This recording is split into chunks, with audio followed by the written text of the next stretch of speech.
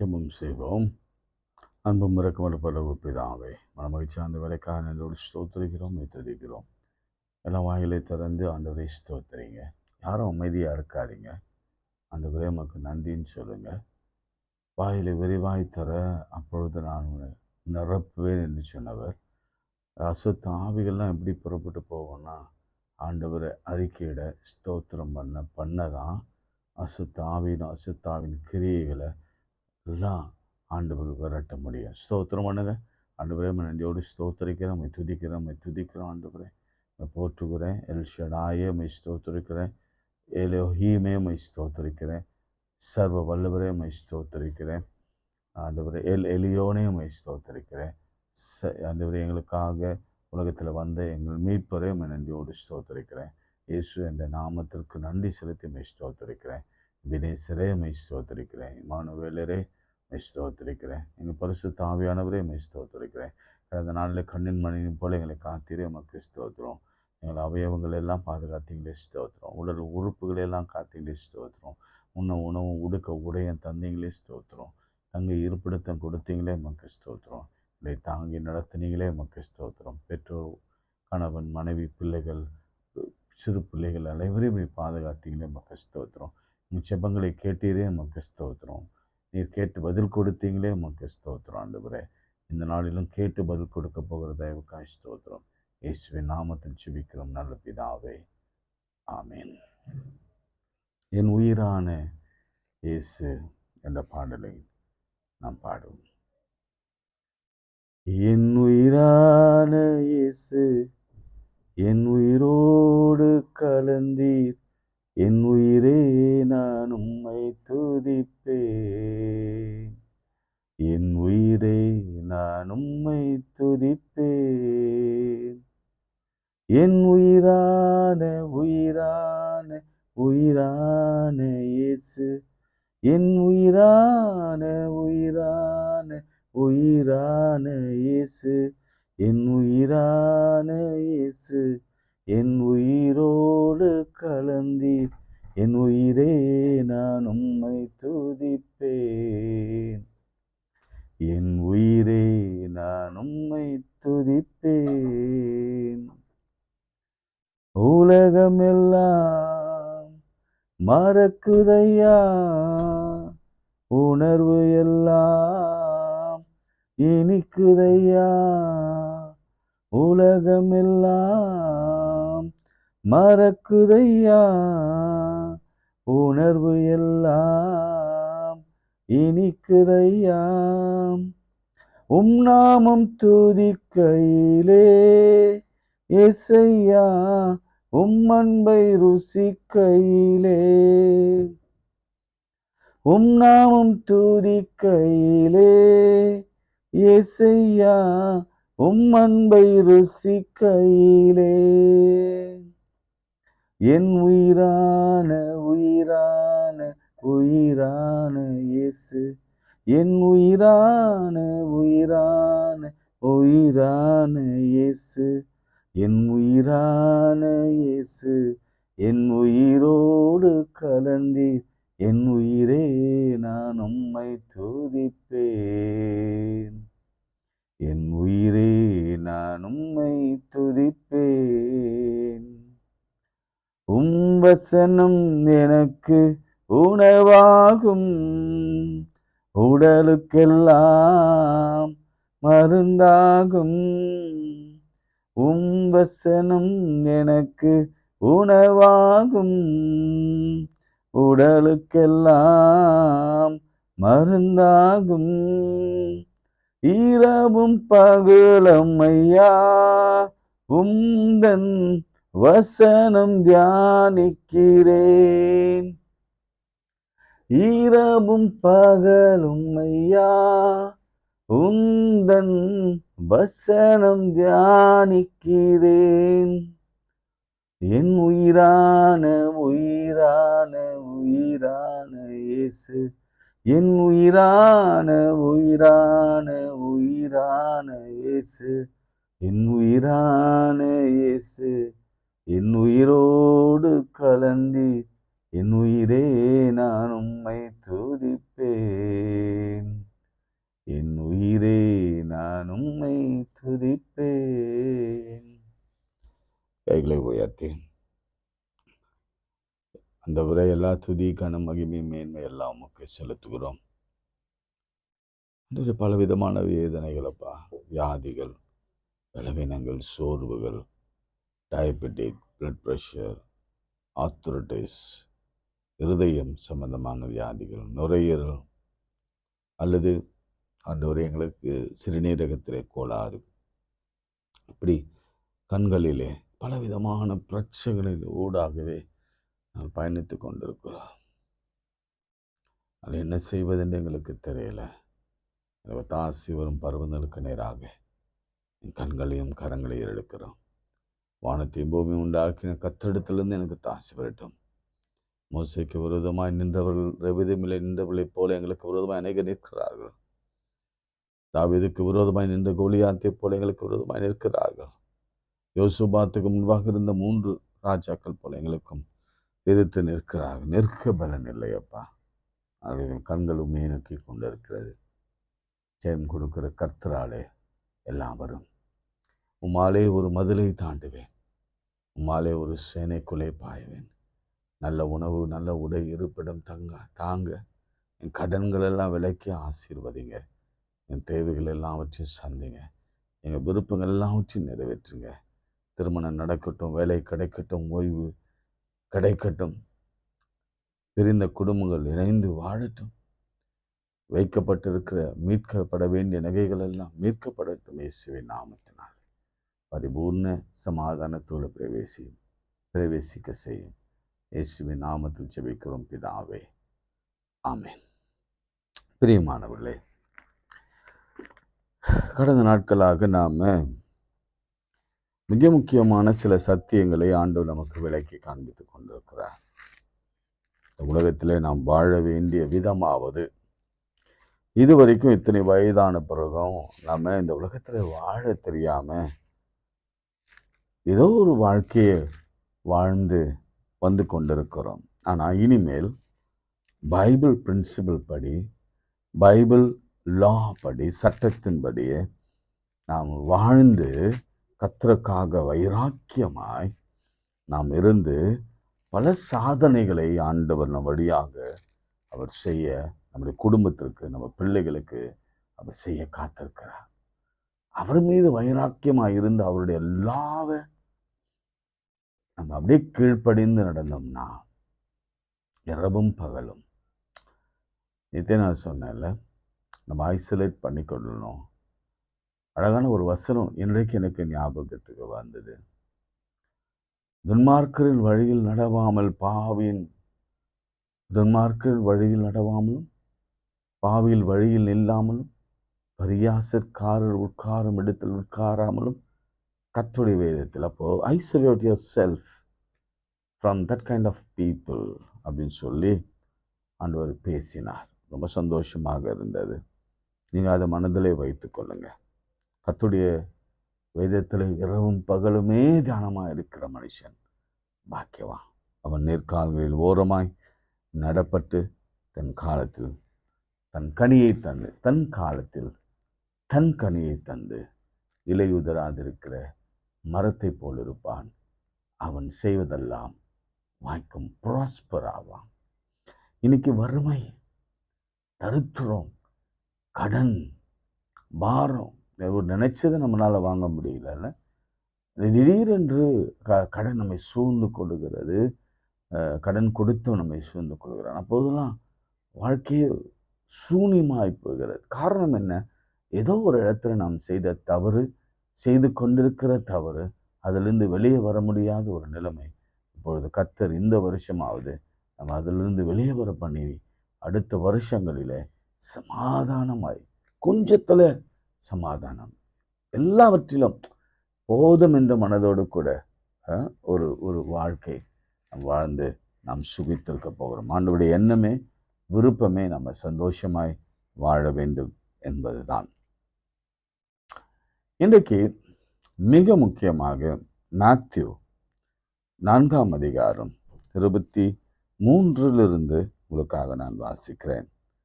Matthew 4th chapter 23rd verseலேருந்து.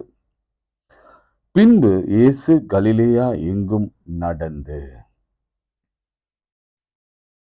அவருடைய ஜெப ஆலயங்களில் உபதேசித்து ராஜ்யத்தின் சுவிசேஷத்தை பிரசங்கித்து ஜனங்களுக்கு உண்டாயிருந்த சகல வியாதிகளையும் சகல நோய்களையும் நீக்கி சுஸ்தமாக்கினார்.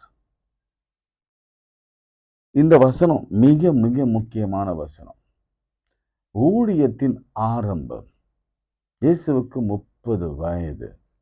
தன் ஊழியத்தை கானா ஊரிலே துவங்குகிறார். கலிலேயாவில் துவங்குகிறார்.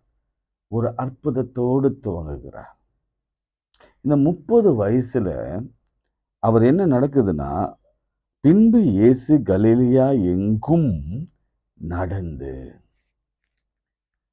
சரி, இந்த நடந்து அப்படின்ற வார்த்தையை மாத்திரம் சர்க்கிள் பண்ணிக்கொள்ளுங்க. நேற்று சில காரியங்கள் உங்களோடு கூட நான் பேசினேன்ல, நிறைய பாயிண்ட்ஸ் நான் சொன்னேன். அந்த பாயிண்ட்ஸ்ல நமக்கு பிசிக்கல் ஹெல்த் அப்படின்னு பார்க்குற பொழுது நம்ம என்னென்ன செய்யணும்னா, சில காரியங்கள்லாம் சொன்னேன். ஒரு 8 law ஆஃப் ஹெல்த் பைபிளில் நேற்று 10 சொன்னேன். இன்னைக்கு அதே சேர்த்து சொல்கிறேன்.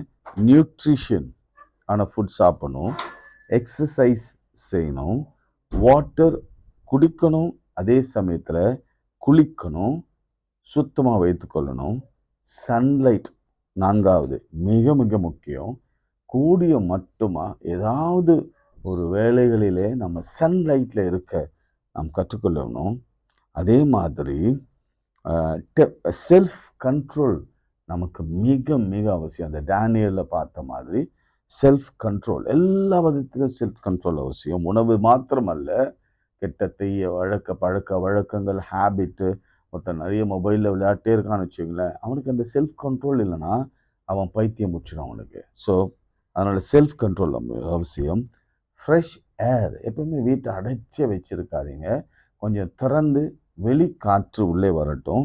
ப்ராப்பர் ரெஸ்ட் வேணும். இப்போ இயேசுக்கு நான் வரலாம்.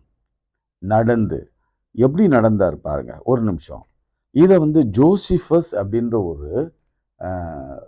ஒரு கமெண்டேட்டர் இயேசுவுக்கு எப்போ இருந்தார்னா, இயேசு மரித்த பிறகு ஒரு 35 ஆண்டுகள், அதாவது AD 66 AD. அப்போ பாருங்க, இயேசுவை கண்கூடா பார்த்தவங்க, கேள்விப்பட்டவங்க, அவங்க வாயிலா இவரும் பார்த்திருக்கிறாரு. ஜோசிஃபஸ், இது ஞாபகம் வைத்துக்கொள்ளுங்க. ஜோசிஃபஸ் ஒருவேளை அவர் பார்த்திருக்கலாம், எனக்கு தெரியல, நீங்க ஆய்வுக்கு உட்படுத்துங்க. அவர் ரொம்ப ரொம்ப ஏர்லி ஸ்டேஜில் AD 66, அதாவது 34 வயசுல ஒரு 30 இயர்ஸ்க்குள்ளாகவே அவரை பற்றி சொல்கிறாரு. என்ன நடக்குதுன்னா, 70 மைல்ஸ் நீளம், 40 மைல்ஸ் வைடு, 30 மில்லியன்ஸ் பீப்புள் இருக்கிற இந்த கலிலேயா பட்டணத்தில் 204 வில்லேஜஸை கிட்டத்தட்ட கொஞ்ச நாட்களாவே அவர் கவர் பண்ணி முடிச்சிட்டார். எத்தனை நாட்கள் எனக்கு சரியா தெரியல. ஆனால் இவர் கலிலேயா ரீஜன்ல இருந்த வரைக்கும் எத்தனை நாட்கள் எனக்கு தெரியல. ஒருவேளை நீங்க கண்டுபிடிங்க. 204 வில்லேஜஸ்ல நடந்தே நடந்தே நடந்தே எவ்வளவு ஸ்டாமினா இருக்கணும் யோசிச்சு பாருங்க. டெய்லி நடந்து நடந்து ஒவ்வொரு வில்லேஜுக்கும் நடந்து போய் ஊழியம் செய்து ஒரு வில்லேஜ், இன்னொரு வில்லேஜ், இன்னொரு வில்லேஜ், அப்படி 204 வில்லேஜஸை 3 மில்லியன் பீப்புளை அவர் சந்தித்ததாக. அங்க என்னென்ன பண்ணார்? 3 காரியம் பண்ணார். Teaching, preaching, healing.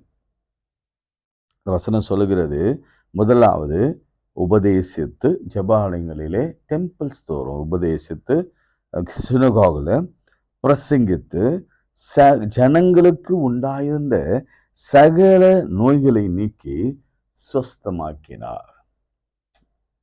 இன்னைக்கு நாம கற்றுக்கொள்ள வேண்டிய முக்கியமான பாடம், இயேசு கிறிஸ்து வந்ததின் நோக்கமே என்ன தெரியுமா? preach, teach and heal. இன்னைக்கு ஆண்டவர் அதுக்காக தான் வந்திருக்கிறார். நம்ம பாட்டை செய்ய போகிறோம். நம்மால் முடிந்த வரைக்கும் வேதாகமத்தின் அடிப்படையில் டயட் ஃபாலோ பண்ண போகிறோம்.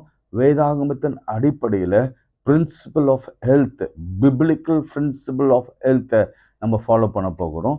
வேதாகம அடிப்படையில் லாஸ் ஆஃப் பைபிளை நம்ம ஃபாலோ பண்ண போகிறோம். Regular walking exercise. இங்கே நடந்து போனார். ஞாபகம் வைத்துக்கொள்ளுங்க. அவர் வந்து கழுதையில் போகலை, அவர் வேறு போட்டில் போகலை. அவர் டிரான்ஸ்போர்ட்டேஷன், மோட் ஆஃப் டிரான்ஸ்போர்ட்டேஷன் நடந்தே போனார். நடக்கிறது மிக மிக அவசியம். நான் பெரியவங்களுக்கே சொல்வேன், நீங்க தயவு செய்து நடக்க முடியலன்னு ஒரே இடத்துல அமர்ந்துடாதீங்க. எழுந்துங்க. வீட்டிலேயாவது ஒரு 15-20 அடி கணக்கு வைத்து 30 அடி டெய்லி நடந்து கொண்டே இருங்க. நடப்பதனாலே ஏற்படுகிற நன்மை நமக்கு தெரியும்ல. நடப்பதனாலே பல நன்மைகள் நமக்கு உண்டு. இன்னைக்கு எக்ஸசைஸ்ல முக்கியமான ஒரு பங்கு, அதுதான் சொல்லுவாங்க டாக்டர்ஸ் எல்லாம் சொல்லுவாங்க, குறைந்தது 40 நிமிடம், குறைந்தது 30 நிமிடம், அல்லது அட்லீஸ்ட் 10 மினிட்ஸ் 15 மினிட்ஸாக நடங்க, குறைந்தது 5 நாட்களாக அது நடங்க என்று சொல்லுவாங்க. நடந்து கொண்டே இருங்க. நடந்து கொண்டே இருந்தால் தான் நம்ம உலகத்தில் நம்ம சர்வைவ் பண்ண முடியும். நடக்காம ஒரு இடத்துல படுத்துட்டோம்னா நமக்கு பைத்தியம் பிடிக்கும்.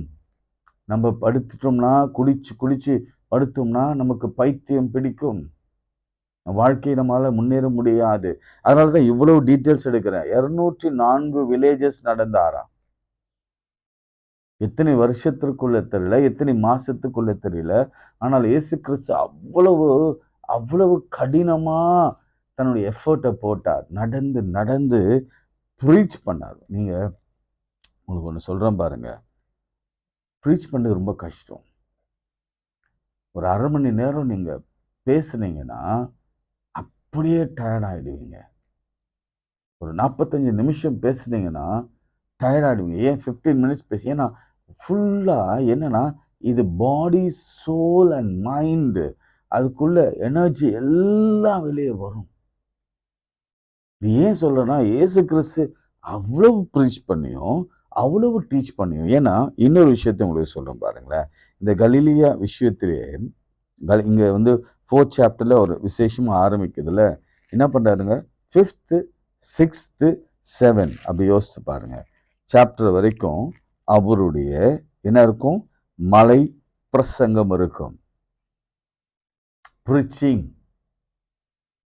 5, 6, 7, 9ல நீங்க பார்த்தீங்கன்னா அங்க வந்து வேர்டு இருக்கும், வேர்ட் ஆஃப் கிரைஸ்ட் இருக்கும். இங்க ஒர்க் ஆஃப் கிரைஸ்ட் இருக்கும், கர்த்தரின் செயல்கள் இருக்கும். 9, 8ல நீங்க ஆரம்பிச்சீங்கன்னா ஒரு குஷ்டரோகி வந்து இறங்கி வருகிறான். ஃபர்ஸ்ட் பாருங்க, இறங்கி வந்த பொழுதே ஒரு அற்புதம் நடக்கும். பிசாசு குஷ்டரோகம் வந்து இறங்கி வரும். அவனை தொட்டு, எனக்கு சித்தமானால் சுத்தமாகு, உம்மால் ஆகும் என்று சொன்னார். அந்த மாதிரி அதன் பிறகு ஆண்டவரே, என் வேலைக்காரன் திமிர்வாதமாய் கிடக்கிறான். எத்தனாவது? 6வது வசனத்துல திமிர்வாதமாய் கிடக்கிறான். அதுக்கு அவர் வரேன்னு சொல்றார். நீ போகலாம், உன் விசுவாசத்தின்படியே ஆக கடவுது என்று சொல்கிறார். அப்படியே நீங்க தொடர்ந்து வாசித்து கொண்டே வந்தா காற்றையும் கடலையும் அதட்டுகிறார், பிசாசுகளை துரத்துகிறார். அதன் பிறகு 9ஆம் அதிகாரத்துல கூட அவர் என்ன செய்கிறார்? அற்புதங்களை, யவீருவின் குடும்பத்துல அற்புதங்களை செய்கிறார். உங்களுக்கு ஒரு எக்ஸசைஸ் தரேன்.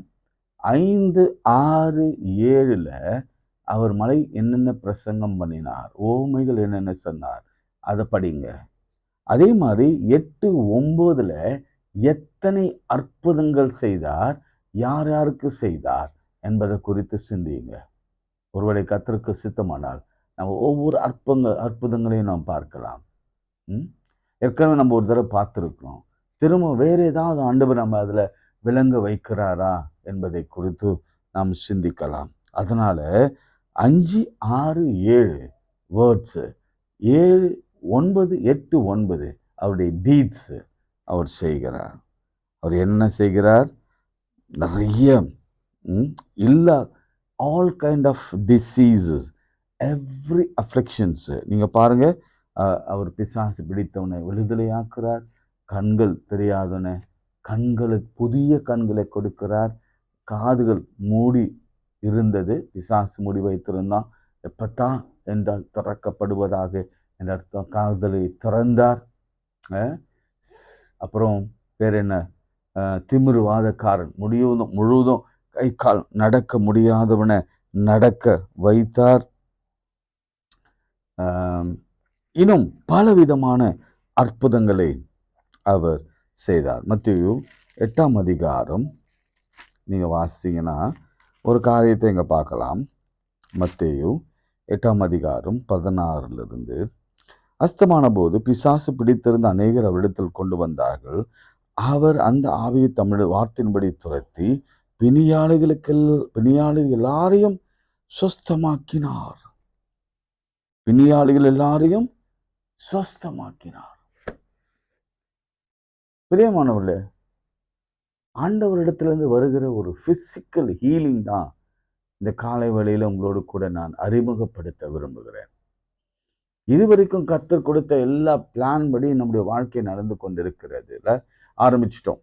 ஃபினான்ஷியலி நம்ம என்ன போகிறோம், டைரி மெயின்டைன் பண்ண போகிறோம், சேமித்து வைக்க போகிறோம், கடவுளுக்கு கொடுக்க வேண்டியதை கொடுக்க போகிறோம், நம்ம செலவினங்கள் எல்லாம் அளவிட்டு செலவு செய்ய போகிறோம்.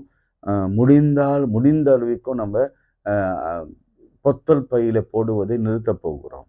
இரண்டாவது, நல்ல உணவு பழக்க வழக்கங்களை நம்ம இந்த ஆண்டு கடைபிடிக்க போகிறோம். ஜங்க் ஃபுட்டும் ஃப்ரைட் ஐட்டமும் கொலஸ்ட்ரால் உணவும் நம்ம தவிர்த்த போகிறோம். நான்காவது, நாம் என்ன செய்தோம், ரெகுலர் எக்ஸசைஸ் செய்ய போகிறோம். அதனால தான் அந்த பிரின்சிபிள், அந்த லா ஆஃப் பைபிள் என்று நம்ம எல்லாவற்றையும் பார்த்தோம். இனியிலேருந்து என்ன பார்க்க போகிறோம்னா, கர்த்தர் ஆண்டவர் எதுக்காக நமக்கு இடத்துல வந்தார், இந்த உலகத்திற்கு ஏன் வந்தார், ஏன் அனுப்பப்பட்டார் என்பதுக்கான காரணம் என்னன்னா, இதெல்லாம் நான் செய்துட்டோம், எனக்கு சுகம் இல்லை, இதெல்லாம் நான் செய்து தான் வந்து கொண்டு இருக்கிறேன், ஆனாலும் பிசாசு என்னை சுகமா வைக்கவில்லை அப்படின்னு கலங்குகிற சில பேர் இருக்கிறாங்கல்ல, அவங்களுக்கெல்லாம் உன்னதத்திலிருந்து உன்னத குமாரன் இறங்கி வந்து பரிபூர்ண சுகத்தை இயேசுவின் நாமத்தினாலே சுஸ்தமாக்க போகிறார். எத்தனை பேர் ஆமேன்னு சொல்ல முடியும்? நிச்சயமாகவே சொல்றேன். பார்க்க முடியலையா? கண்கள் தெளிவா இல்லையா? உங்கள் கண்களிலிருந்து செதில்கள் கீழே விழுந்து இன்றிலிருந்து இயேசு கிறிஸ்து உங்கள் பார்வையை திரும்ப தரப்போகிறார். கேட்கும் திறனற்று போயிருக்கிறீங்களா? ஏதோ செவிகளிலே ஏதோ பிசாசு பேசுகிற சத்தத்தை கேட்டுக்கொண்டிருக்கிறீங்களா? இயேசு கிறிஸ்துவின் வல்லமையுள்ள நாமத்திலே சொல்லுகிறேன், நான் சொல்லுகிறேன், என்னுடைய ஊழியத்தில் நிறைய இடங்களில் நான் பார்த்திருக்கிறேன், அந்த பிசாசு உங்களை விட்டு விலகி போகிறத என் கண்களாலே நாவிலே நான் உணர்கிறேன். உங்கள் காதுகள் திறக்கப்பட்டு அங்கிருந்து கருப்பா ஒரு புகை போல வெளியே போகிறதை நான் பார்க்கிறேன். நடக்க முடியலையா? லேமா இருக்கீங்களா? ரொம்ப படுத்து லேசியா ஃபீல் பண்றீங்களா? இயேசுவின் நாமத்துல அவர் கரத்தை பிடிச்சு தூக்குவார், அவர் நடக்க செய்வார். நாம் நடந்து ஓட போகிறோம் இல்ல வாழ்க்கையில. அதே மாத்திரமல்ல, மரண படுக்கையில படுத்து கிடந்த ஒரு பெண்ணை உயிரோடு எழுப்பினார். சிறு பெண்ணே எழுந்திரு என்று சொன்னார். மரித்து 4 நாள் ஆயிற்று. அவனை உயிரோடு எழுப்பினார். லாசருவே வெளியே வா என்று சொன்னார். அடக்கம் பண்ண முடி கொண்டு போடு ஒரு வாலிபனை அந்த தாயின் கதறல, ஒரு விதவை தாயின் மனக்குமரல இயேசு கண்டு அவரும் மனதுருகி பாடியை தொட்டார். வாலிபனை எழுந்திரு என்றால் வாலிபன் எழுந்தான், உட்கார்ந்தான், பேச தொடங்கினான். அவன் தாயாரிடத்தில் கொடுத்தார். இப்படி ஆண்டவர் இயற்கைக்கு மேலே, நம்முடைய சக்திக்கு மேலே, நம்முடைய திராணிக்கு மேலே, நம்முடைய பலத்திற்கு மேலே, நம்முடைய விசுவாசத்திற்கு மேலே நமக்கு அற்புதம் செய்ய போகிறார். அல்லேலூயா. இயேசு do your part. ஆண்டவர் சொல்ல, கர்த்தர் சொல்ல, உன் பகுதியை நீ செய், என் பகுதியை நான் செய்கிறேன். இதுதான் இன்றைக்கு சத்தியம். ஆண்டவர் வந்ததின் முதல் நோக்கமே ஃபர்ஸ்ட் கலிலேயாவில் தான். மினிஸ்ட்ரி ஆரம்பித்த பிறகு அவர் செய்த காரியம் டீச்சிங், ப்ரீச்சிங் அண்ட் ஹீலிங். நம்ம இத்தனை நாள் 25ஆம் வருஷத்துல நிறைய ப்ரீச்சிங் கேட்டோம், நிறைய டீச்சிங்கும் கேட்டோம். இன்றையிலிருந்து கர்த்தர் ஹீல் பண்ண ஆரம்பிக்க போகிறார். அநேக குடும்பங்களிலே காணப்படுகிற சிறுநீர் கோளாறுகளில பிள்ளைகளை ஹீல் பண்ண போகிறார். வாழ்க்கையை ஹீல் பண்ண போகிறார். குடும்பத்தை ஹீல் பண்ண போகிறார். சரீர பிரகாரமாக காணப்படுகிற எல்லா வியாதிகளையும் கர்த்தர் ஹீல் பண்ண போகிறார். சைனசைட்டிஸை ஹீல் பண்ணுவார். சர்வட்டிகளை ஹீல் பண்ணுவார். வெர்டிகோவை ஹீல் பண்ணுவார். குடும்பத்தில் காணப்படுகிற எல்லா காரியத்தையும் இயேசுவானவர் ஹீல் பண்ணுவார். அவரை இல்லாமல் நமக்கு ஒரு பயனும் இல்லை. இன்னைக்கு அதுதான் நான் ரொம்ப எம்பசைஸ் பண்ணேன். இத்தனை நாள் நிறைய பேசினேன், இன்னைக்கு நான் ரொம்ப கம்மியா பேசுறேன். காரணம் என்ன தெரியுமா? Yes, my lord is going to heal. My lord is going to heal. அதுக்காக தான் நம்மை அவர் இங்கே தேர்ந்தெடுத்திருக்கிறார். கண்களை மூடி நாம ஜெபிப்போம்.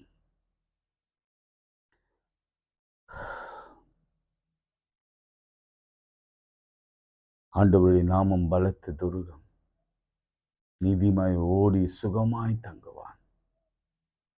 அதுதான் இன்னைக்கு சத்தியம். ஆண்டவருடைய நாமம் பலத்த துருகம், நீதிமான் ஓடி சுகமாய் தங்குவான். ஆண்டவரே, சுகமாய் தங்குகிற கிருபை எங்களுக்கு தார். இன்று முதல் நாங்கள் வியாதி இல்லாமல் வாழ்கிற தயவு எங்களுக்கு தார். எங்களுடைய பிளட் ப்ரெஷர் எல்லாம் அப்படியே சர வேண்டு நார்மலா. இந்த டயபெட்டிக்கெல்லாம் அது ப்ரீ டயபெட்டிக்காக இருக்கட்டும், எந்த டயபெட்டோ அது சர வேண்டு நார்மல்ல வரட்டும். கொலஸ்ட்ரால் நார்மல் லெவல் வரட்டும். எங்க கிரியேட்டின் யூரியா எல்லாம் கர்த்தர் நார்மலில் கொண்டு வரட்டும். கணையம், சிறுநீரகம், லிவர் எல்லாம் குறையட்டும். இருதயம் சுகமாகிறது. என் கண்கள் காணட்டும். கண்கள் தெளிவடைகிறது. எங்கள் கண்கள் காணட்டும் இயேசுவின் நாமத்தினாலே. யூட்ரஸ்ல கர்த்தருடைய வல்லமை இறங்கி கட்டிகள் எல்லாம் மறைந்து போகட்டும் இயேசுவின் நாமம். கேன்சர் இயேசுவின் அது என்ன டெஸ்ட் எவன் சொல்லியிருந்தாலும் சரி, ஆனா ஆண்டவர் சொல்லுகிற வார்த்தை அது கேன்சர் அல்ல. ஆமென். இயேசு சாமியின் பேரை எடுத்தாலே போதுங்க, எக்ஸைட்மெண்ட் தானா வரும். இது வரைக்கும் நான் ஒரு லெசன்ஸை பற்றி நான் பேசும்பொழுது அவ்வளோ எக்ஸைட் ஆகலை. ஆனால் இயேசு என்று சொல்லுகிற பொழுது நான் எக்ஸைட்மெண்ட்டோட ஆவியானவர்களுடைய வல்லமையோடு கூட சொல்லுகிறேன். சகல வியாதிகளையும் சகல அஃப்ளிக்ஷனையும் அவர் குணமாக்குகிறார். எத்தனை பேர் நம்புறவங்க மாத்திரம் கையை உயர்த்தி என்னை குணமாக்குறதுக்காக ஸ்தோத்திரம்னு சொல்லுங்க. என் கடன்கள், என் வியாதி, என் யூட்ரஸ், என் குழந்தை, என் பாக்கியம் எல்லாம் கர்த்தர் கொடுத்து திருமண வாழ்க்கை கொடுத்து ஆசீர்வதிப்பா. சரும வியாதிகள் எல்லாம் மாறி இயேசுவின் நாமத்தில் ஜெபிக்கிறோம் பிதாவே, ஆமென். ஆண்டவராக இயேசு கிறிஸ்துவின் கிருபை, பிதாவாகிய தேவனுடைய அன்பு, பரிசுத்தாவின் ஐக்கியம் நம் அனைவரோடும் மீண்டும் சிலாக்கள் நிலைத்திருப்பதாக. ஆமென். God bless you.